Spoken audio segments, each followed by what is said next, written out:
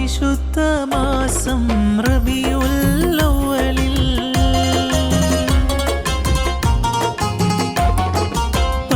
പരിശുദ്ധമാസം റബീഉൽ അവ്വലിൽ പരലോക രക്ഷകന്റെ ആജ്ഞ